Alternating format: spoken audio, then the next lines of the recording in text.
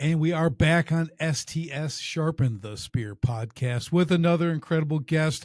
I've got Vince Perri in the virtual house. And as we always do, Vince, no one knows Vince better than Vince. So, Vince, give us some backstory, bring us up to speed, and we're going to tear into an amazing conversation. Well, Richard, first of all, thank you for having me on, man. I really appreciate your time for me to be on and share my story. Well, I mean, I've been an entrepreneur now for 16 years. My journey started on the tennis court. I was basically a full-time tennis coach while I was in college. And I do my private lessons, my group lessons, and different things like that. And I started teaching this gentleman who was coming and paying for 2 private lessons a week in the morning, and then bringing his 2 kids for 2 private lessons per week in the evening. And each lesson was was either $70 I was charging back then, like $70 an hour.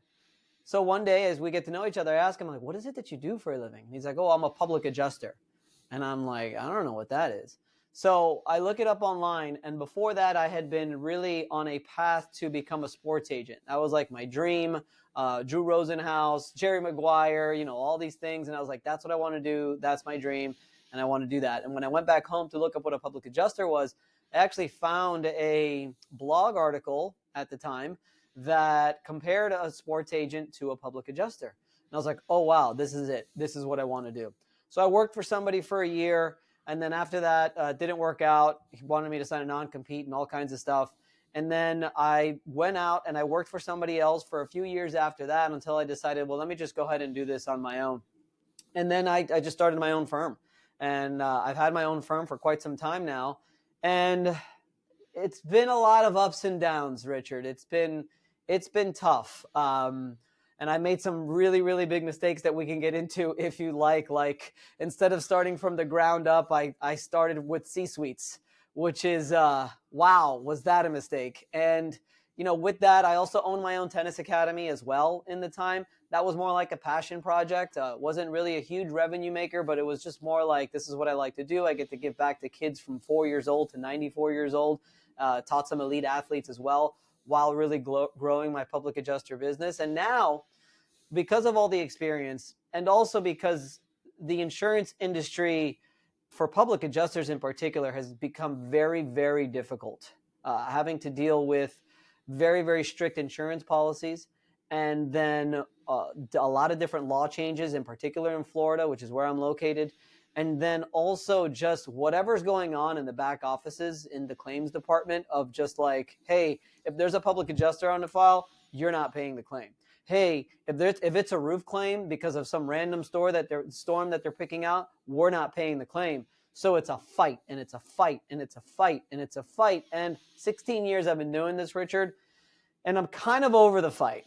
And what I'm doing now is, I was able to, 5 years ago, I launched a YouTube channel that really was geared towards public adjusters throughout the entire country.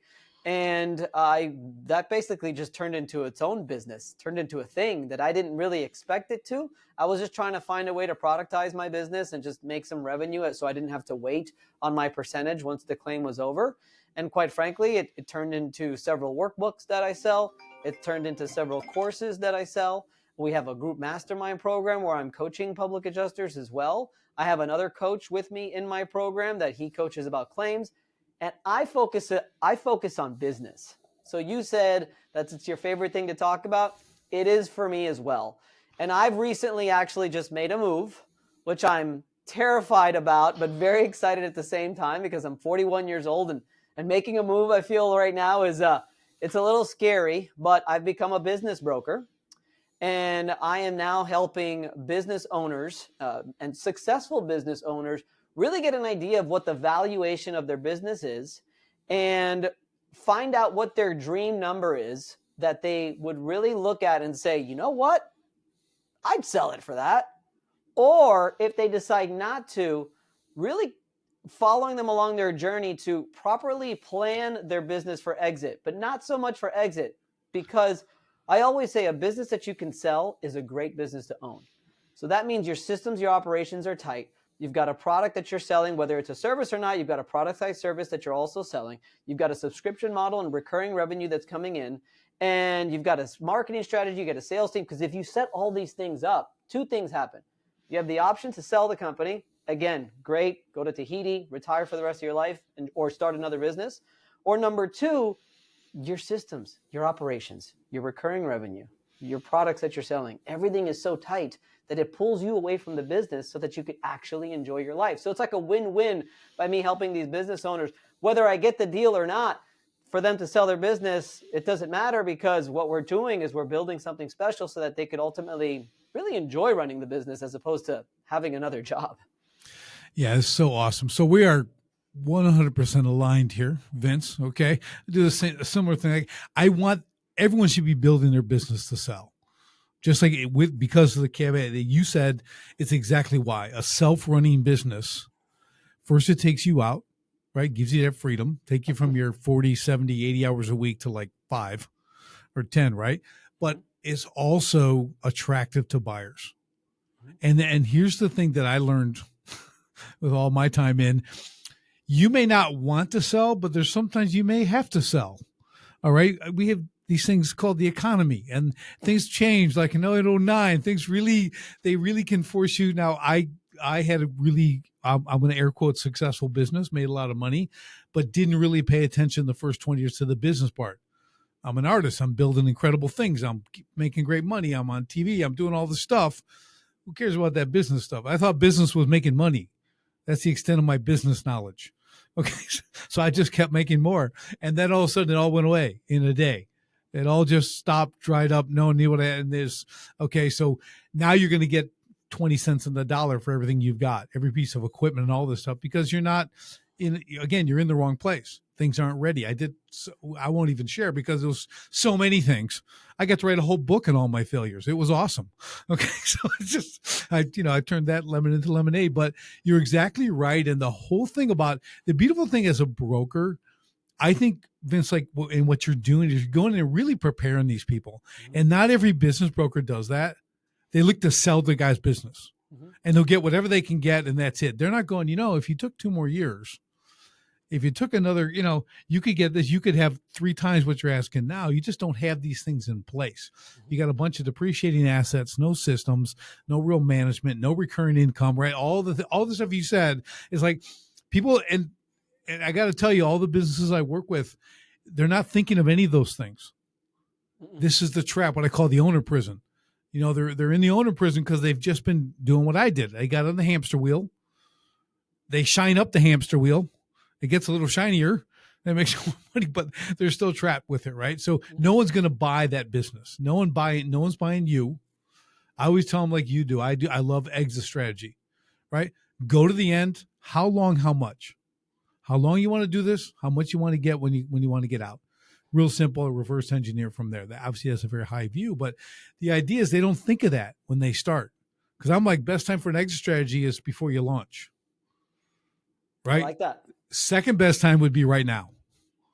Okay. So I'm like, it's just, you have to do it because it becomes this incredible business filter too.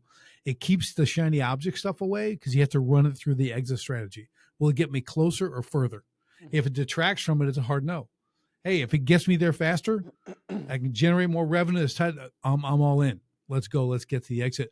And my favorite thing, Vince, is this is how I envision the exchange at the end when you're going to exit. Vince comes in. I want 10 million. We negotiate. I get like 10.3, maybe. I don't know, whatever. Maybe I get 9.7. I don't care. But you hand me a check. I shake your hand. I'm out. You're in. And no one knows the business sold. That's when you have a great business. Okay. Because they'll come and do their tweak, whatever. But you're out clean. Okay. And that's a business like you can be proud of selling that thing. You built something that's like highly valuable. So I love that aspect. Yeah. I mean, 2 things come out from what you say there. First of all, there's a great book that I strongly recommend to anyone because I love all my nonfiction books. I probably read at least 1, if not 2 books a week at this point. But I love a good nonfiction book that's backed by a story and like a fictional story. And there's a book called Built to Sell.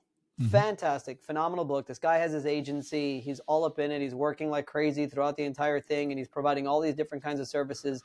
He sees his mentor. His mentor just basically tells him, okay, well, if you ever, because he's like, I'm done. I don't want to do this anymore. I want to sell. Sees his mentor, and his mentor, the first thing that he says is, well, you've got a problem. Number one, if you do decide to sell your business, you're going to get fractions on the dollar. Because what people have to understand is we put multiples on the business depending on how viable that business is. So if you're doing everything, you're providing all kinds of different services without any kind of specialization. If you have a service-based business that you're paid, especially on contingency, and you don't have any kind of product or any like actual income and any kind of revenue that actually injects cash flow into it, especially before the service is completed, or you don't have any recurring revenue now, instead of a potential 5, 6, 7, 8x multiple, you're only going to get 2, because nobody wants to go in and just buy a job. People are purchasing businesses because they want to get away, some people, from that 9 to 5 grind of having a job so that they can be an entrepreneur and not work so much. And they want to have an investment that's already valuable that will only increase in value. So that right there, by you implementing all of these things the way that you're supposed to, it just makes your business that much more valuable, So it's just so important that people don't understand. Oh, and then the last thing, like I was going to say, was, again, the first thing people want to know when they're buying a business is how involved is the owner. Like, that's a huge sales pitch for me as the broker when I get to sell a business where it's like, well, owner is like only working only like 10% in, or only 20% in, or just completely out of it, and the manager handles everything. Like, that's like, I mean, I get leads. I put that thing on Biz by Sell, and it's just like never ending, as opposed to the other way around, where people, they don't want that, So it's very important that you try to work it in a way where you're able to not be so far in the business by far. Yeah, it's a real critical aspect. I mean, I have to work with that every client. It's the goal. Okay. Anyone I'm coaching, bringing in, helping, solving problems, doing tactical, doing strategic, it's always about that. We have to keep our eyes on kind of the bigger picture. What are we really trying to do here? Like, people love what they do. And I, I'm a lot in the service and trades industry, right? So these guys go in as technicians, craftsmen, guys who can do the work, and they begin the business, right? Everybody does. Right. I mean, that's kind of what it is, right? But you don't know anything about business. You're like me. I'll just make money. I just build this stuff, and I'll keep charging until people stop paying. Mm-hmm. You know what I mean? That's like my business trajectory. But you start to learn, like, well, they can't let go of that. They can't delegate. They don't know what systems processes are, so they can't really understand. So one of my big things, actually, obviously, that we do on the podcast here and just bringing people on like you, is you got to reach out to the experts. Coaches, broker guys like you who get you prepared for this stuff, right? Coach like me, right? There's a lot of people out there can help you with the business. I refused all help the first 20 years because my ego was bigger than the house. I hate to interrupt you, Richard, but that brings me to, honestly, I'm not a person that lives with regrets.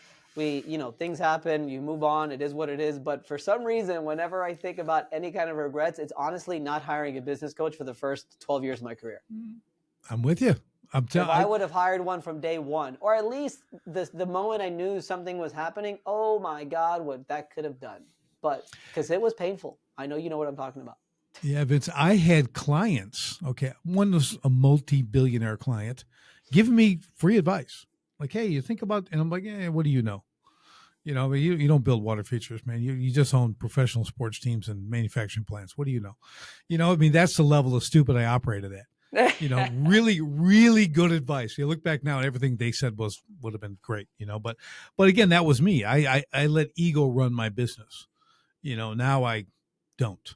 I wanted to add one more thing that I forgot to leave out in the last thing that I was talking about, and from the book and from having the recurring revenue and from the 2x, 3x, 4x multiple.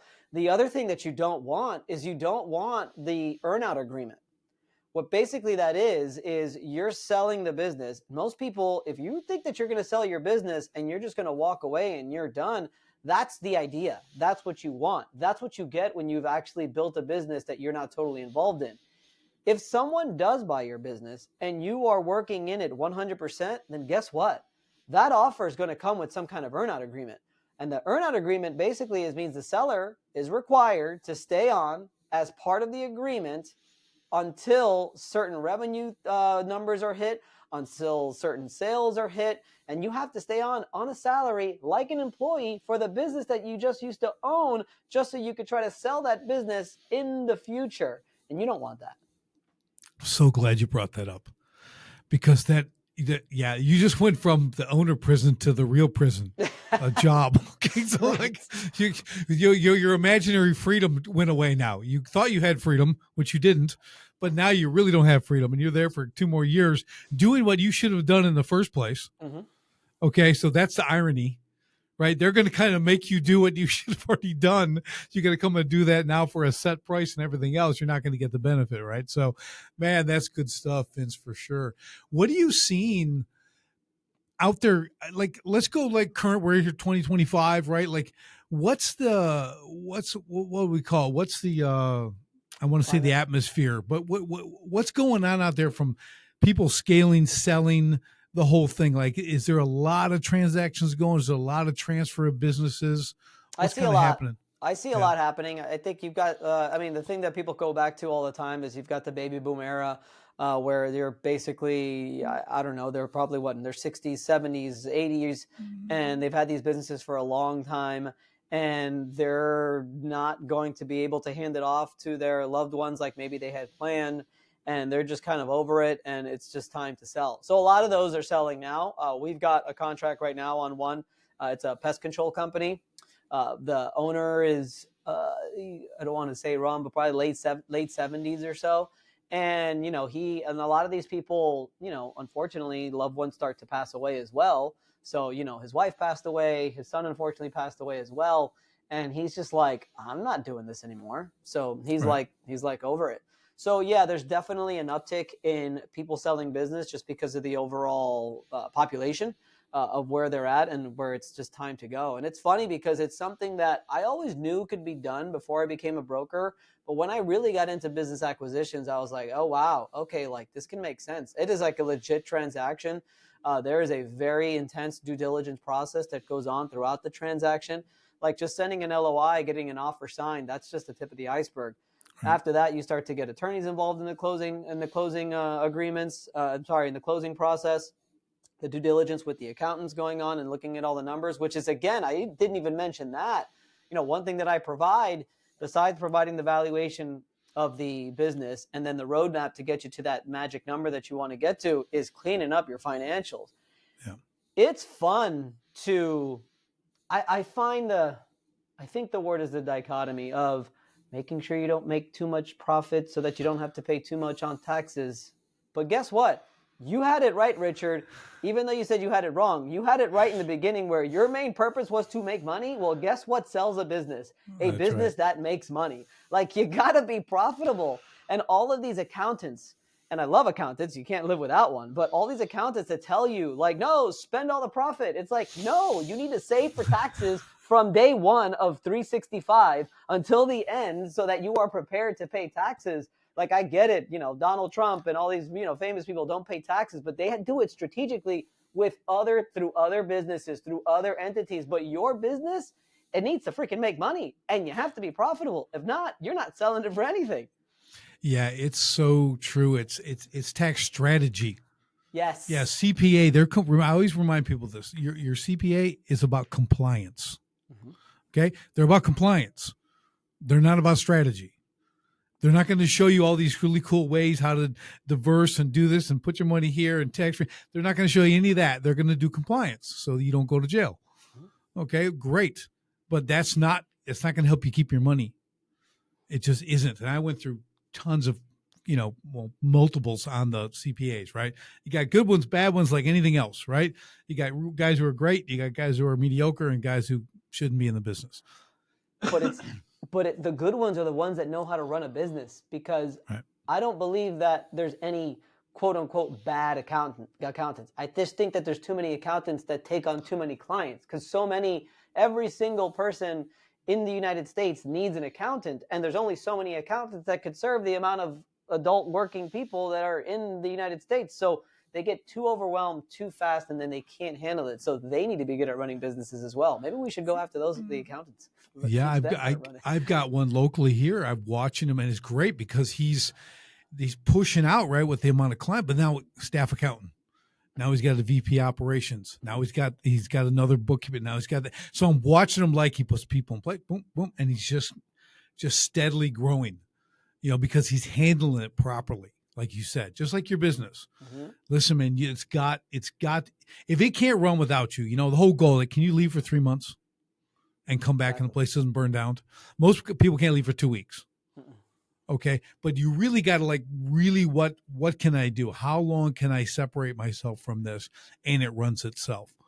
You know, that's like your big, not your holy grail, but really kind of the goal of your business. You know, I like to tell them, Vince, you need to be able to focus on your 5%.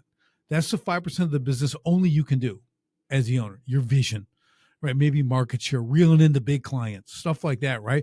Everything else, if you do it properly, again, build the system process, got the right lanes, you want to delegate that stuff and let them do it because they will 100% do it better than you. I guarantee you. You got to run into it a lot, though. You said were you a contractor? Yes. Yeah. So that's, when you say public adjuster, I'm you know exactly. I'm with you. So, you know, it's definitely funny, definitely in the services in particular, like the subs that, you know, do all these, you know, great businesses like the pest control, the lawn cutting, the pressure washing, the gutter cleaning, like all those great businesses. But you're right. The problem is most of those guys and girls just have never been business savvy. They were just like, wait a minute, all I got to do is work for an hour doing this thing and I get paid this many thousands of dollars. It always sounds so amazing, which it is, obviously, because your overhead is just you. There's no overhead. Like, I get it. You buy your machine and you buy your equipment one time and you're good to go. It all sounds great. But what happens is you just start piling up all that stuff. And most of these guys and girls don't have any experience in what it takes to actually run a business. And I've got this one client now, pressure washing. 5 years, Richard, he's been in business, and I think he's only broken over 100K 1 year. He's basically like at 80K, and he does every single pressure washing job himself. On the roof, tile roof cleaning, pavement cleaning, garage cleaning, like all these things. He does every single thing himself. So we put a whole plan together, a whole strategic thing. He wasn't charging any kind of subscription model. He's since recently implemented that, so he's getting some, you know, consistent revenue, and hopefully he's able to turn it around. So we talk pretty often, but yeah, I feel like that's pretty common, probably in the service industry. Yeah, it's got to be common. Yeah, I have a guy, similar business, right? House washing, all that stuff. He did everything right. It's really interesting. So he got up to about 500K a year, but he's taken home 170. Mm-hmm. Okay, not bad. Okay, doing it, but 500 5-star reviews. Nice. You know, he's got all this stuff. He's doing video. I mean, he systemized. He automated all this stuff. Just his wife would let him hire anybody. She was paranoid because her father had done a business and it went bad and he hired people. And I'm like, are you kidding me? Like, you know what you could do? You got everything in place to grow. Now, finally, that was, 9-10 years ago. Now, lately, he's got people. Mm-hmm. So something broke, something worked. I'm like, I see him. I go, look, I don't see him. He's got guys doing this stuff. I'm so happy. I called him up and said, dude, I'm proud of you. I know this is a long road, but it's great now. And I think it's important you start from the ground up. You know, I think it's okay to start slowly when it comes to hiring, because I'm sure you've been there, but I've been there. I hired too fast. I hired C-suites first because I didn't want to do all the managing. I didn't want to be, I wanted to just focus on sales and marketing and stuff like that, and my YouTube channel and all these things. And instead of just like, you know, have like a hiring ladder, especially in a particular industry that you could sort of go by. Like, you want to start with maybe a worker to help you so that you're not doing all the work. Then you're going to want to have some kind of an assistant like right after that, so that you could focus on the marketing. Then maybe you could hire either another person to help you with the work, or then you could hire for marketing. Then you could hire for sales. But each rung in the ladder, I always say, is you're taking over the next ladder. So in the beginning, you're in charge of the whole ladder. Then once you hire maybe a worker or an assistant, now you go on to what I call like customer support. Then you go ahead and you have to hire somebody for that. Now you go into the marketing role. Then you hire somebody for that. You go into the sales role. Then once you hire for sales and you've got the entire ladder filled up, now you could start putting some of those people into leadership positions and start again at the bottom of the ladder, hiring under them. But it's a slow process, you know. Don't make the same mistake I did, which is we had a hurricane that hit, and I'm just like, let's just hire everybody. And I elevated everybody into all these, like, I was so fixated on role titles. Oh my God, what a big mistake that was. The ego that people get when you give them a manager or supervisor role, just job description, title, it just never goes well. Yeah, but you don't have to pay them for it. You just give them a title. I hate titles now. I don't even use titles I know. anymore. I'm like over it. I used to call myself I'm- a CEO and all that, which yeah. technically I guess I was, but I don't even. Yeah, I only called myself that because it felt good. Yeah, I'm with you, Vince. It's really the hiring thing. You have to understand, and this is what drags most companies down. Is I use the P word, payroll. Yeah. Okay, that's what crushes most companies because it never goes away. Right. You know, I have 6 kids, and I have this philosophy. People ask this, they're growing. Yeah, they're up teens now and 20. They're in. I go, listen, they're always on the payroll. Okay, that's Forever. okay. Like, an old guy told me that decades ago. Listen, son, they're always on the payroll. You know what I mean? And that's okay. I'm okay, right? I'm being a bit facetious, but at the same time, are you not going to help your kid if he needs it? Same thing. But payroll is we can share stories all day, right? They just let it run away. They're not doing the numbers. I got this guy, he's great, and I'm going to pay him $75,000 a year. Okay. I'm like, what about and he's going to do what? Mm-hmm. He's going to do a $40,000 a year job for 70. Wow. That's good for him. But all of a sudden every 2 weeks that payroll's hit. Now you're at 10,000, 15,000, 20,000. And you're like, and all of a sudden you have no cash flow, zero cash flow in your business. You're kind of making money and you're getting draws if you're in construction, stuff like that, but it will bury you. Mm-hmm. I mean, you talk to most business owners, they're going to tell you how they got the money in the account on Thursday night for a payday on Friday, that kind of thing. I mean, that's the most common story you'll hear, right? Because it will bury you. Yeah. Yeah. It's brutal. I mean, I remember my wife looked at me after I hit rock bottom and she was like, you're supporting everyone else's family except for your own. Yes. Isn't that hard to hear from your wife? Woo! I mean, that was one Dude, of my, that's a low blow that's meant to hit right where it hit. Mm-hmm. Okay. And we need wives like that. Mm-hmm. I'm telling you. It's like, I had to take a loan out. Took a loan out for $100,000 to save my company. And, you take a loan out, that money hits the bank like the next day. It's like, boom, all of a sudden I'm up $100,000. Richard, 3 weeks later, my account was like at $93,000. So I was basically 3 weeks away from literally hitting negative on the entire business account. Yeah. And I was just looking at it like wow, because that already in those 3 weeks I had to let like 3 people go, so I knew I was going to start, like, I was on the right track, but it was just like crazy. I was like, holy crap, that was close.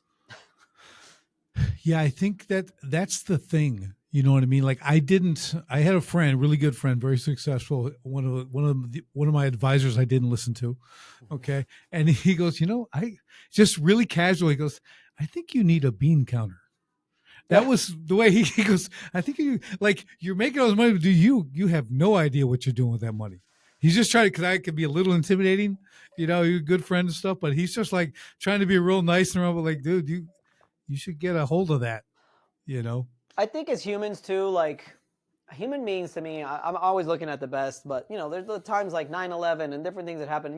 We come together. I think all of us sort of care for one another a lot, and I think what happens as a business owner, I think most business owners most people are good, so we're looking out for everyone else so much. I think too many business owners just forget who is the hardest working person in the business is you. Like, even if you're not the hardest working, you have all of the responsibilities on you. All of the major decisions are on you. Yes, obviously you want to delegate stuff like that, but you need to be getting paid the most. And people don't understand that. Like, you have to not just pay yourself a salary, but you got to give yourself a freaking bonus every quarter, especially if you're profitable. And, I follow, so first of all, a great book is Simple Numbers, about halfway through it, like that right there. It literally tells you first 3 chapters, like, what is your market salary for the position you're in your business? And that's what you need to pay yourself. And if you're not able to pay yourself that much yet, then you need to keep making money because you're not there yet. And then I follow Profit First. I even have a Profit First coach where I just did it. I never put 2 and 2 together. Like, it's like, yes, there is the revenue account. There is a profit account. There's a tax account. And guess what? There's an owner's compensation account. And you need to be paying yourself, I mean, honestly, around between 10 and like 30%, depending the size of your business. And, And I took myself a bonus out not too long ago, and I took one out the quarter before, and I was like, this is how it's supposed to be. This is nice. Yeah, Vince, it's, I always tell them, well, if you had the pace, hire someone to do all the things you do. If you even can realize all the things you do, because you probably aren't really keeping track. But if you did, how much would you have to pay? Mm-hmm. And they'll tell you whatever. Oh, do you make that much? Nope. No. Well, okay. And we have to start there, right? Yeah. And profit first is awesome. All these things are like the information's out there. If you combine that with a coach, like you've got a prop first coach, that's awesome, right? You had the pumpkin plan. I did all that certification, did all that kind of stuff, right? So that stuff is awesome, but you got to get that advisor. You need what I call outside eyes. Someone's got to come in and they'll see all the wrong things. Like I wrote my book because the patterns were the same in every business, right? So our kind of funny thing I say, I go, yeah, all these businesses, great, man. They're doing all the wrong things.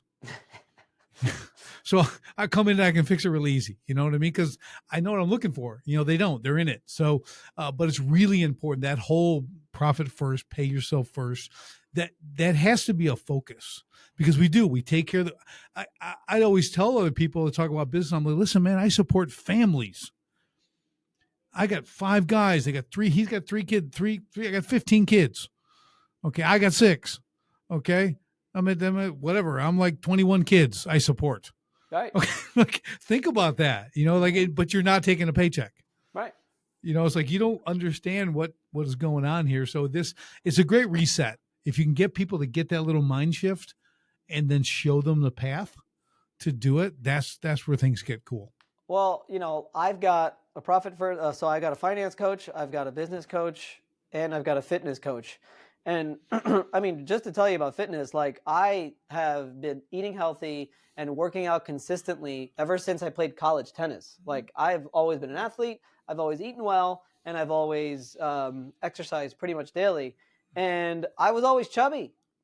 And it wasn't until I hired a fitness coach. I know every equipment in the gym. I ran marathons, I ran Ironmans, like I've done all this, and I was always chubby. And it wasn't until I hired a fitness coach that I got down to 10% body fat, shredded, lean, like I had always wanted to get to since I was in college. And it just tells you right there, like I know everything there is to know about fitness, but by having somebody do it with me, holding me accountable, and just sort of like tweaking these little things and showing me exactly how to do it, and then again, holding me accountable, that's just it's a game changer. Yeah.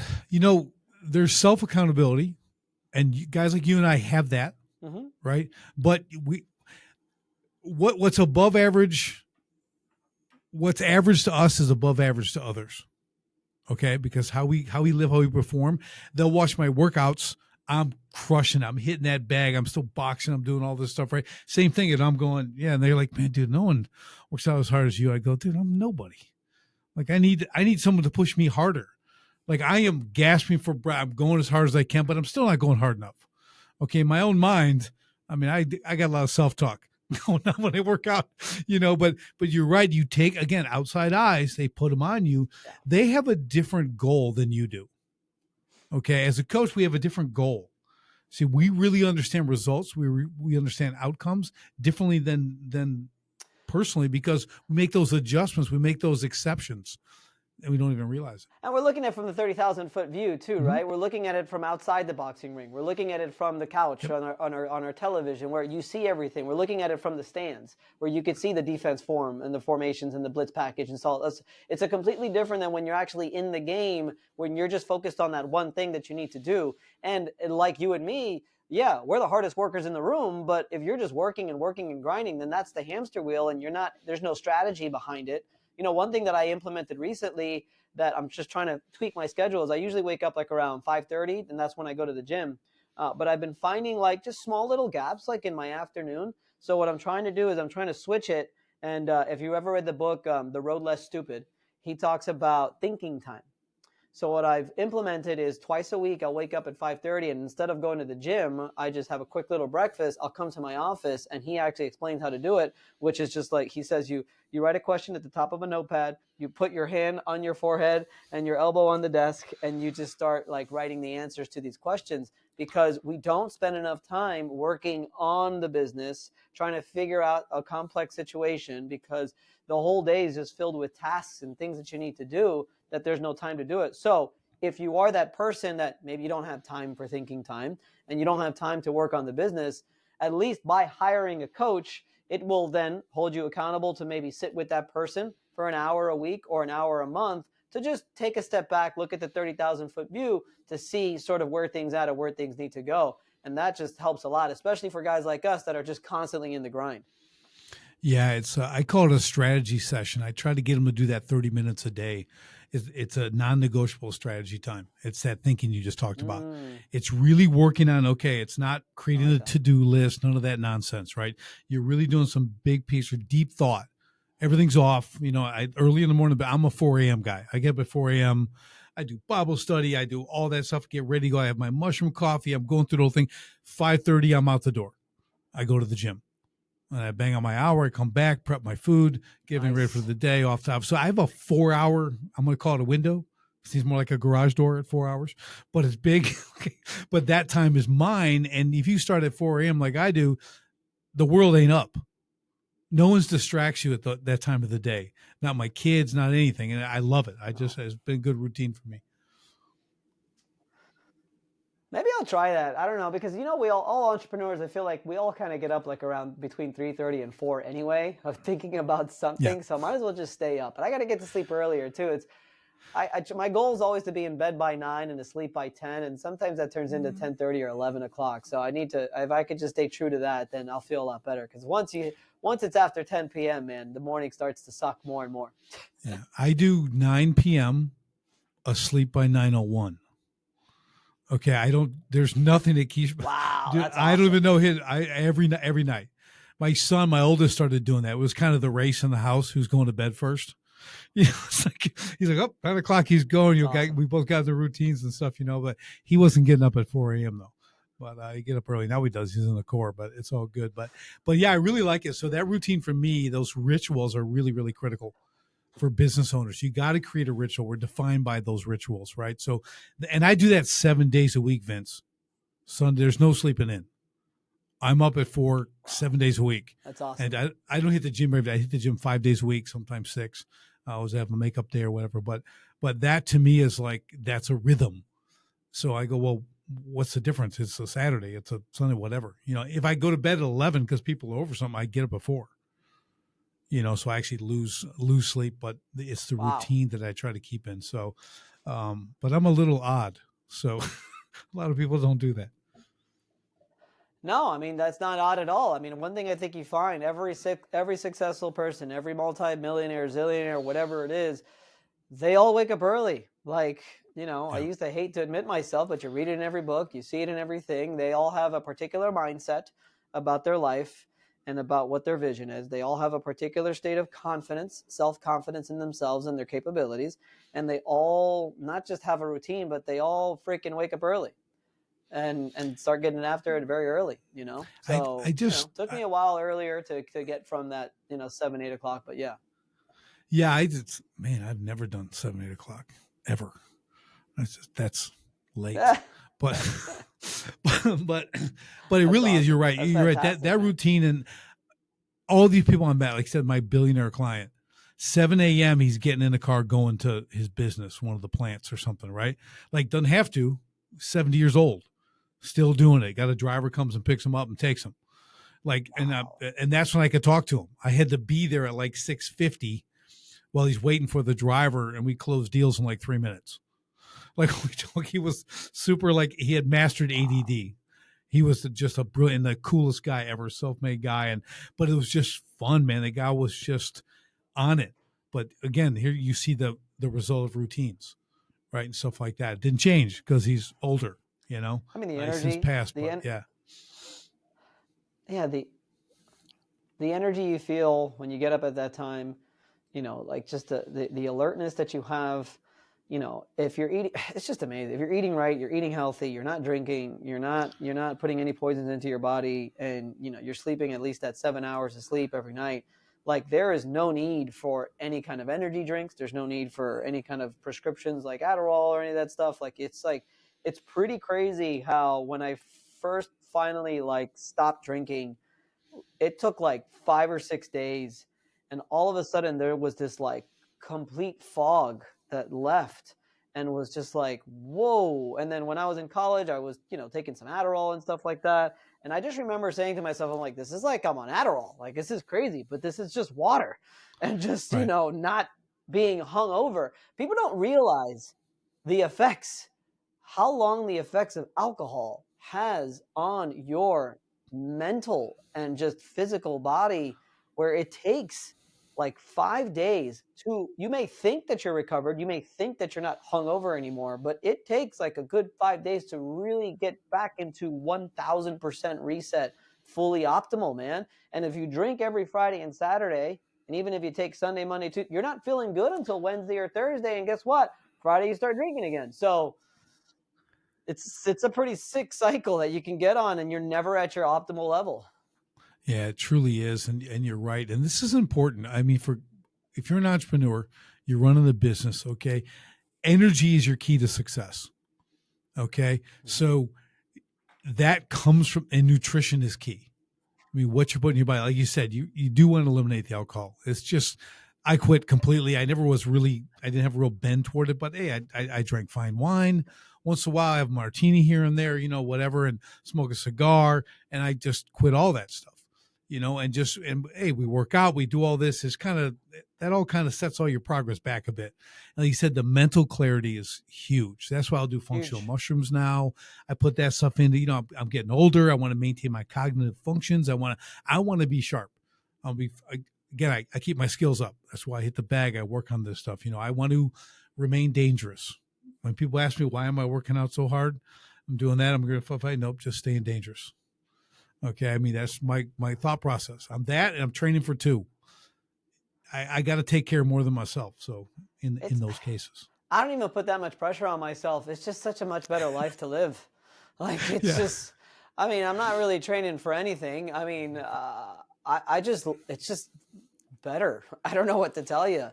Like, living fogged and living overweight and living with all these pains, like the only pains I got are just from working out. You know what I'm saying? Yes. Like that's it. And I don't take any supplements. I don't take any vitamins. I don't take anything. I just eat really just raw, organic, natural foods, probably like 95% of my diet. And, and I just feel better. I just love Jocko Willink's Discipline Equals Freedom. Like, it's so true. It's just weird. People, it's funny, since I got down for the first time, just shredded, and I'll go to the pool and people will start, they'll look, they're like, what? I'm like, man, look at this guy. And I'm wondering sometimes like what they're thinking. Maybe they're not thinking anything. I don't give a crap either way. But I do think that some people look at somebody who's physically super fit. And I do think some people say, well, oh, that's got to be a shitty life to live. Oh, look, he probably eats nothing but vegetables and whatever. Like, that sucks. It's like, yeah, no. Like, your life, if you're thinking that and you're fat and overweight, like, that's worse, because you're just always tired. You're always sluggish. You probably got pains in your ankles that you don't wish that you had. And you're taking a lot of medications for all this stuff. Like, trust me, I'd rather this disciplined life and feel the way I'm feeling than the other way around. Yeah, I think I look at it different. So I see it different, right? You see, anyone, a guy, girl, and they're real fit. You see them. I'm like, to me, I'm impressed by that. Me too. Okay. I go to the gym same time every day, right? The 5 a.m. crowd, the 5:30 crowd at the gym. Different crowd, man. They are every day these are my people. Yeah. Okay. I mean, they don't miss a day. They're doing their stuff, and a lot less talking at that time too, right? Because now I added a few days to go in the afternoon, and I'm just like, why is everybody just standing around? When I go in the mornings, everybody's kind of like on their own thing. It's like, hey, what's up? Hey, like we're getting after it. Like, we don't have time for this. Let's go. That's the beauty of headphones, right? You can't talk to them. I got headphones in, but it's the nod. It's just that acknowledgement. That's all you can do, because you're working out and you got to go to work. Mm-hmm. Like, we got things to do. We're here to do the work and get out of here. I don't shower there. I'm like, I go out just dripping. See you, Fred. He's got the desk, man. I'm out. Yeah. I would go home, get a change, get out. I don't have time for that. I kill it for an hour, and I go out drenched, get in the car, go home. I mean, I like that. And those are ritual people, right? Those are people who, like, this is part of what they do. There's a reason, they all got their own reason for why. You go in the afternoon, you got the 5 high school kids standing around watching each other do, 6 reps on the bench and yay, and they're talking and they're on their phones half time. I'm like, I can't go there in the afternoon. I'm going to just snap one day and just go take everything away from everybody, So I just learned to be very focused, Vince, because I'm just judging everybody. I'm like, just kill it. The bag is an opponent. Rock that thing for 8 rounds. Do your rope. Get over there. Do your core. And let's get out of here. Don't talk to anyone. And I make some noise so no one talks to me. It's good. I like how you mentioned everybody's got their why. For me, since I got super fit, it's fun to show my son, you want muscles like this, eat the steak so you can get muscles like that. And you want to work out eventually. And he's 3, right? So he doesn't really communicate much, but we show him like strong like that. Like, you want to be strong like that. Like, everybody's, we'll see, who is his favorite character from Beauty and the Beast? The big guy, the big bad guy from Beauty and the Beast. I forgot his name.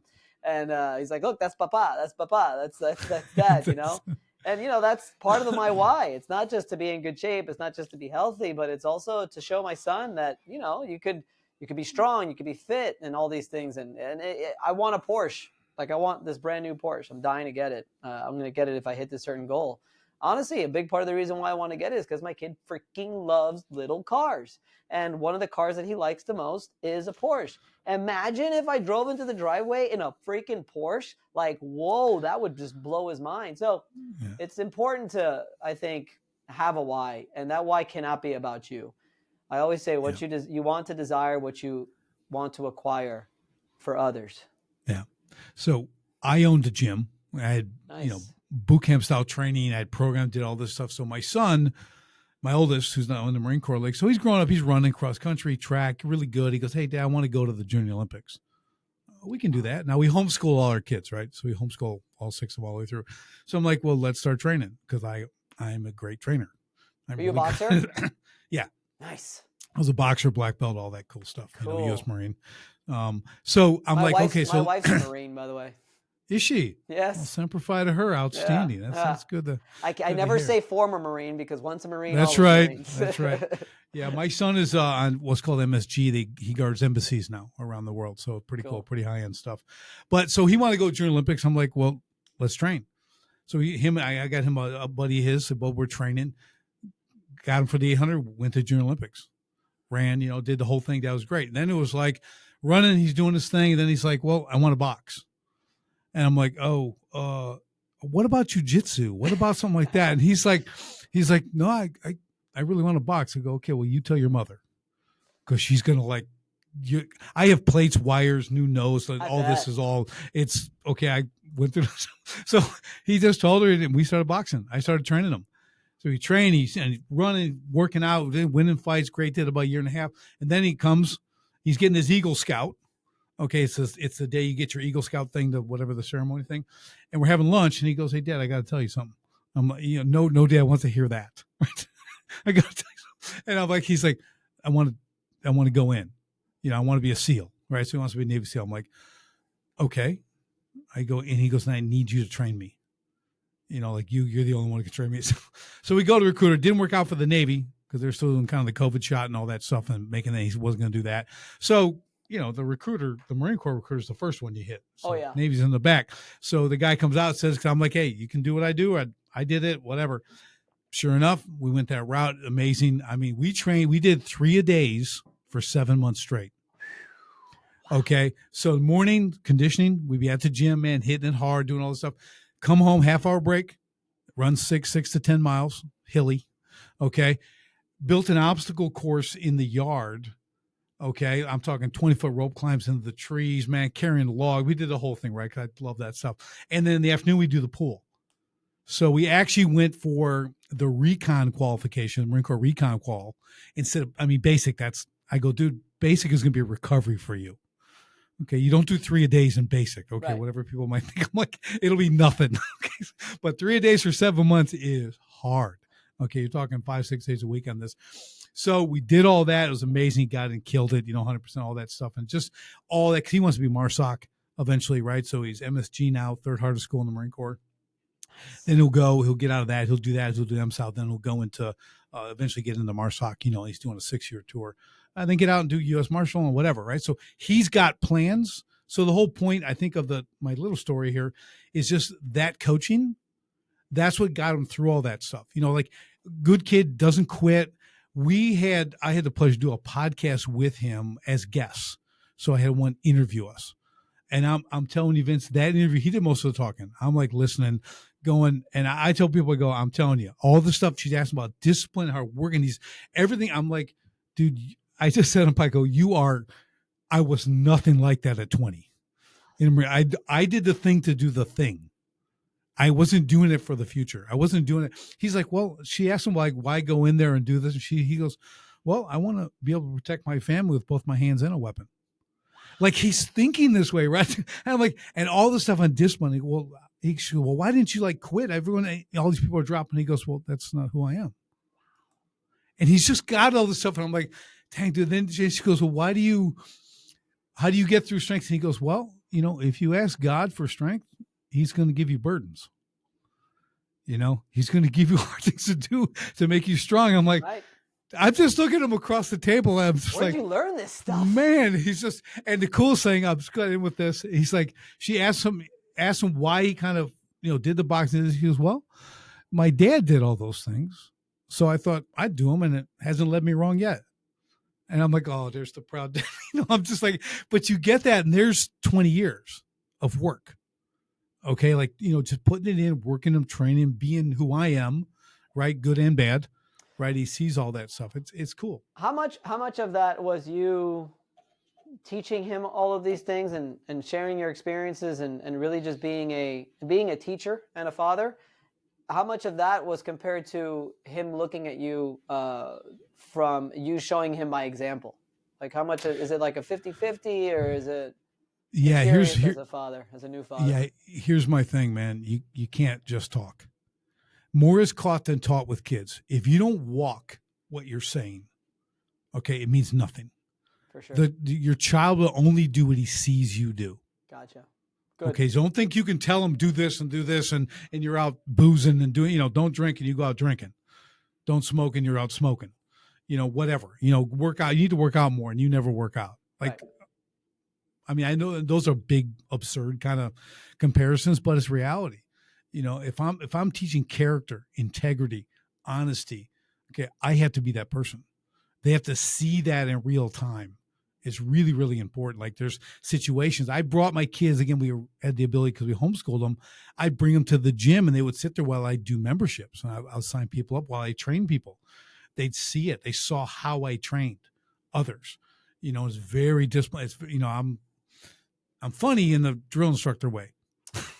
Yeah, I like that too because my wife and I, we're super full-time. I'm a full-time entrepreneur and she's a full-time pharmacist, but she works for pharmaceutical companies, super high level. Like she's on the grind. She's actually right in the other room working from home as well. And we're grinding constantly. So we need grandma to pick him up from school pretty much most of the days. And we spend a lot of time with him in the evenings and the afternoons and stuff like that. But I also think that's important. Again, we have these conversations where we're just like, we work so much, but I do think that we do spend plenty of quality time with him. And I also think it's important for your children to see you grinding and to see you working hard. And we've already explained to him, he understands that the result of going to Disney World is as a result of us working so hard to make el dinerito, which is money, to have enough money to go stay at the nice resorts and stay at Disney and meet Mickey Mouse. He understands all of that. Like, hey, mom and dad have to work, so we can't pick you up from school. Do you know why we have to work? He's like, for the money. Why and what for the money? So that we can go to Disney, so that I can get more cars. So like he gets it. And I think we're kind of cool with that. We're kind of proud of it. We're like, and we still, number one is always love and communication. And after that, though. No, it's important. I have 18-year-old twin boys. And one of them, he'll work 100 hours a week. He ain't afraid to work. That boy made from 16 to 18, he made $90,000. Nice. Okay. That's amazing. And his brother working, all of my kids work. They're all making great money. Even in the teen years, we had them working since they were little. Like the guy with the 90, he started like 9. He's working, making money. He just loves to work. I can't wait. to teach my kid about finances and Yeah. entrepreneurship Yep. and going out and mowing a neighbor's lawn and putting the money away and putting 20% aside and taking the other half to do what you want. Like, I can't wait. I've got already I've some books I can't wait to read. He's just 3 yet, so I don't want to learn too much first. And oh, then let me tell you. Okay, this is really cool. You're gonna love this. So I have two 19-year-olds also. I have a 20, two 19s, two 18s, and a 17. That's what I got right now. Awesome. Okay, so one of my 19-year-olds, his goal now is to be financially free by the time he's 24. Okay, like he doesn't have to, he's investing, he's doing real estate, all this kind of stuff, right? But when he was like 4, maybe he was 5, we had this big snow. We're in Wisconsin, right? Big snow, all this stuff. So we got this huge drift in the front, and they start making snow caves, as boys do, right? So he's on like his 3rd one. Okay, my son Augie and so I got a video, and he's inside this little snow cave. Okay, Augie, you've got 3 snow caves. He goes, yeah, and the gray go, yeah, but you can only be in one at a time. So what do you think you should do with the other 2? And he's looking at me, well, I go, you should rent it out. You got to rent it out. And he's like, and dude, that has stuck with him. Who's doing real estate now? He's 5. Oh, that's it's not so too early, funny. dude. And I'm like, and so I got a video. I'm like, dude, you're building, man. This is good. Put That's people in there to pay you, so it's really cool. It's just, again, those moments when you're with your kids, like and again, so the goal would, like, people say, how can you homeschool them? I go, I only have to be 1 week smarter.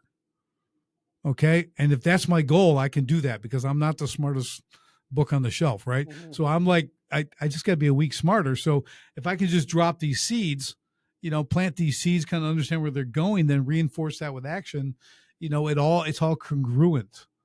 Right. So and then you see it. And here's the thing that you'll learn, Vince, they're going to get to the age at 19, 20, and they're just going to kind of go, so my son, Augie, the real estate guy, we're at the kitchen counter.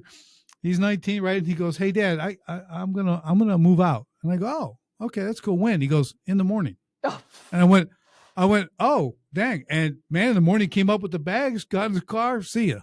Wow. And he moved like 45 minutes away, got a new job, all this stuff, and just living. And I'm like, that's my boy. That's how you did it right. He didn't leave out of anger. He's not, I'm moving on. I'm doing my thing, man. I'm going to go build my little empire and whatever. I'm like, I love it. That's awesome, man. Yeah, Rich, so, I admire you, man. I mean, that's my goal. That's my goal, is to make sure that I'm teaching everything that I possibly can. But yeah, that's awesome. Not over talking, showing by example. Again, he's 3, so we're getting there little by little, but that's awesome. Yeah, but you're thinking about it now, Vince. For sure. Let me just commend you. Like, I can't wait. You're thinking, when he's 12, we'll have a conversation. Oh, no. You got to start now. Yeah. I mean, it just becomes what it is. Like it's a method of operation, right? Yeah. We talk in the house, incredible things have been done around our dining room table. That's our homeschool, right? Around there, we got 6 kids. They're training them all, doing all this around counters. When their friends come over, we have discussions with them. I mean, we're teaching all the time, right? We're being an example. We're asking what's going on in their lives. And you pour into these people just like you do your employees. You should. When you have a business, you should be doing the same thing. If you ivory tower this and you're never in contact with your people, or even if you're out of the business, right? Like you're down to your 10 hours or whatever, you have to maintain that connection, right? And I don't mean you got to be their best friends and have them over for dinner and all that kind of stuff, but they got to know you give a rip. They really do. They got to see you and understand. And my best owners do that, right? All the people I work with, when I see it, it's a combination, right? There's a different mindset. I had a switch about a couple of years ago where I was always I've always considered myself a really good leader, and I've always given to the point where I wouldn't pay myself, I'd pay them more than anything else, right? But I always I always want to know what's going on with them and stuff like that. But it took me a while to realize that really deep inside, I definitely had this subconscious fear that if I empowered them too much, that they would one day leave. Like, I had always this weird hidden limiting belief and fear that if I made them too awesome and taught them more things, that they would just either take my position, which as the owner wouldn't happen, but leave. And I had a switch just from coaching, right? Got a business coach. And I mean, it was very empowering. And I had to hit rock bottom and go see a therapist to really figure shit out inside of my head. And I made a switch about a couple of years ago where I literally just flipped it upside down. It's like, no, like now I'm going to go all in on every single employee, on every business relationship, and just give them the secrets, empower them, show them how to be successful, how to list their goals out, how to set their dreams, how to set a good habits, how to do all these things great, and just give. And what has happened is I'm sure you know where I'm going with this, is the more you teach them, the more you give them, the more they will fall on a sword for you. Yeah. Yeah, it's so critical because I have a saying I tell all business owners, everyone leaves. Okay, you got to pay. It might be 20 years, might be 25, might be 5 days, might be at the 10 o'clock break. I've had it all. Okay, the first day they leave in 2 hours. They don't like it, whatever. So we have to understand that. But the key, like you said, when you pour into them, even if they leave, everything they'll never forget you. Never. For one, because you skilled them up. And the new job, they go, man, where did you used to work? Mm-hmm. Who trained you like this? Mm-hmm. Yeah, they're really great, but listen, your business is going to have ceilings for employees. So you cannot be the one that's going to hold someone back. You don't want to be held back. I am not in the ceilings. I'm not in the limits. People used to brag about, well, I'm union. I get to make up to $32 an hour. And I go, yeah, but you can't make 33. Mm-hmm. Okay. I'm not going to work in a place like that. You're not going to tell me how much I'm worth. Okay. Just not happening. That's why I'm an entrepreneur. Yeah. Well, Jim Rohn always used to say that too. It's like, if you're getting paid $10 an hour and you want to get paid more, then work more, work harder, become more valuable. You want to be valued more? Well, then become more valuable. That's it. And if that isn't the place that you're going to end up in, then you go on somewhere else, but you're going to learn a lot from that experience, and you'll probably end up getting a raise. All I used to tell people, I tell my kids too, there's only two things you got to do when it comes to working. I go, show up early and ask, what else can I do? Love that. You do two things, you'll be the stinking CEO before you know it, right? And they go out, else and they're getting promoted. My son does that, you get another raise, and they just, because they're asking. It's just, what else can I do? Yeah, and people, any half smart owner, leader, manager, even if they're not good leaders, like, they're going to see the talent, and you would hope that they would try to, increase their pay and do something worthwhile for them. And then again, if they don't, then that's not the place for that person to be. And that's right. They're just going to outgrow it. That's right. So it's just the mindset you've talked about here, just this last, whatever it's been, number of minutes here, there is a mindset involved in business building, in business selling, right? In child raising, and it's all very similar. Okay. It really is. It's really about being authentic, walking your talk. That's key. You got to put those two things together, right?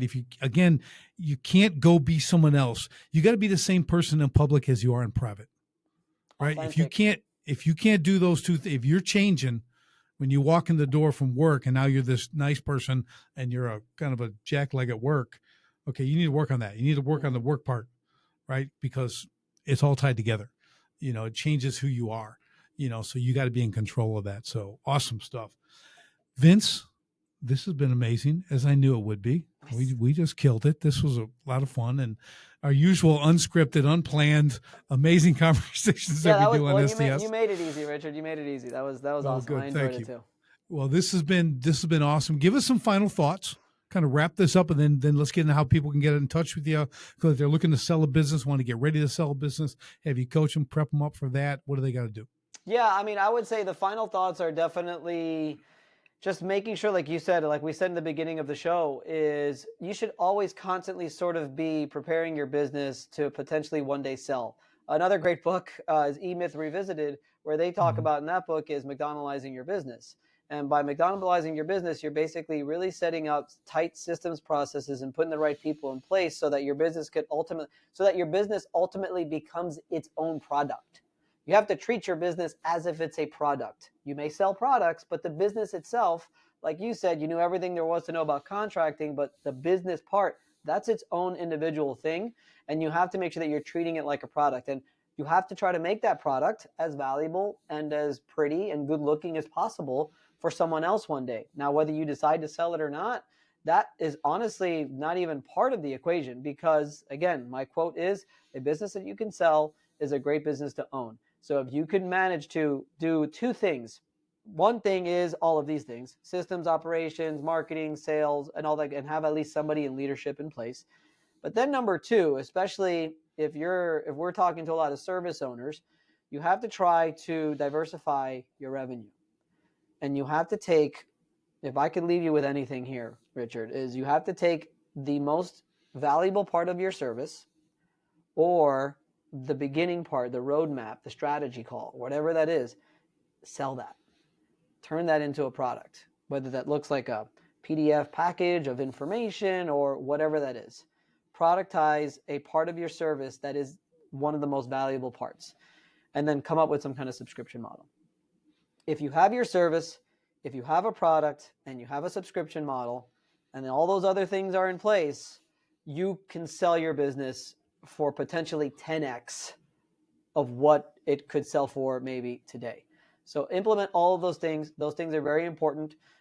If anybody wants, honestly, what I can do, Richard, for the guests who are listening to the show, is I do have a guide that can take you through exactly the formula and the step-by-step process to get anybody watching on this show to all of those things that I mentioned, of having, checking off the subscription model, checking off the product I service, and so on and so forth. All they have to do is, honestly, just send me a comment on Instagram. I'm Vince Perri at Vince Perri Official on Instagram. Also, just send me a comment there, and I'll be happy to send the guide. And then the other thing is, I'm very, very prevalent on YouTube. It's Vince Perri Official also. Every Monday we have a guest with Richard. I would love to have you on my show. So every Monday I have a guest. Every Wednesday I do my solo show. I just be in front of the camera. And that's in studio. And then every Friday I just go live here from my office, my in-house office. And 3 times a week we post on YouTube. It's a pretty popular thing. We've got almost 10,000 subscribers, and hopefully keep growing from there. And yeah, I'm very easy to get a hold of. Instagram and Facebook are definitely the best places. That is outstanding. So you heard it here. You got the info. I definitely take advantage of this. I always encourage my listeners to take advantage of these things. If you can get, whether it's a PDF document, a download, a how-to, just get that. But you also have to, understand reading's great. You got to do something with it.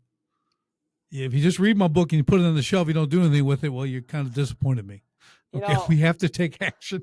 It's funny you mentioned that, and I know we're trying to get off here, but it's funny you mentioned that. Is I'm literally now I've been a business owner for 16 years, and I'm now starting something again, this brokering thing and all this stuff. And it's just funny because my coach is Dan Martell, and we've got a lot of different trainings in his program and stuff like that.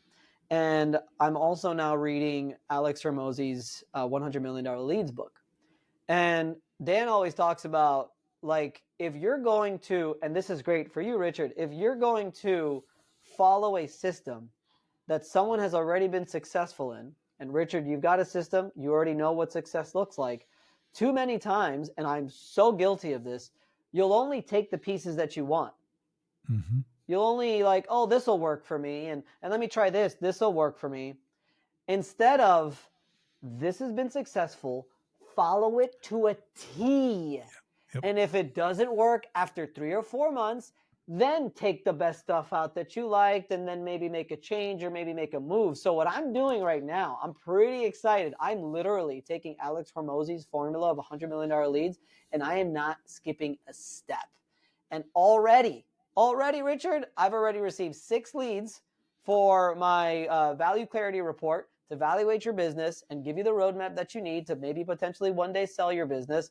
And it's growing already, and I'm just following it step by step by step. I'm not missing a step. I want to see where this goes. That's the key. You can't skip when we do sales training. I do that. I do a dumb few sales presentation. You can't skip a step. You know why it's there? Because it works. Yep. Okay, that's what it's proven. McDonald's isn't, if you saw Founder, the movie, they're not putting lettuce and whatever. They're not doing any of that. So really, you do it this way and only this way. And we'll tell you the next thing you're going to do and the way you're going to do it, okay? Because we've tested, we've proven it works, and this is what we're building the brand, blah, blah, blah, right? So we get the whole thing. So really, that's excellent advice. You have to do it in totality, right? All in. on, because that way, when it doesn't work, you can say, I did every single step. Didn't work for me for whatever reason. So be it. Break it down, use the pieces, start over, whatever. But 9.9% of the, or 9.9 times out of 10, it's going to work if you do it the way they've built it, right? If someone else had success with it, you're going to too. But I've always been that guy that just sort of picks my favorite pieces. I'm not going to Me lie, too. which is why I'm like, I'm going all in. I'm just going to do it like exactly. Yeah. And it's already going well. And to that point, Vince, and we'll wrap up with this, is that's the fearlessness you need. That's the uncomfortable you need to embrace. Don't think you know it all. Take it from a guy who used to think he knew everything until he didn't know anything, right? So you go and just go do it. Just completely step out, go start that new thing. You're 41, starting a whole new gig, whatever. Great. Okay. I had to restart around the same age, 08, 09, right? I'm like, done. Everything's gone. I have nothing. Lost a home, lost a bin, lost everything. 6 kids. What am I going to do? Right. So I did it. A couple of businesses later, everything else, because I had no other option. I can't work for someone. I'm unemployable. So I really had no option, but I did it differently, completely differently the second time, because what I did first 20 years really didn't work. Yeah. Well, I work you work for the largest corporation on the planet, man. The U.S. government, the Marine Corps. Right. That's right. That's right. We know. You know. Yeah, for sure. That's so the corporate awesome, ladder right there. Yeah, it is. That's why. Yeah, 4 years was enough. I get it. It's good. So it's good. But Vince, this has been absolutely spectacular, as I knew it would. And thank you so much for your time today. Appreciate you taking so much and just dropping just awesome stuff, man. Guys, a lot of wisdom here, a lot of actionable steps. Make use of them. And as always, we'll see you on the next STS podcast.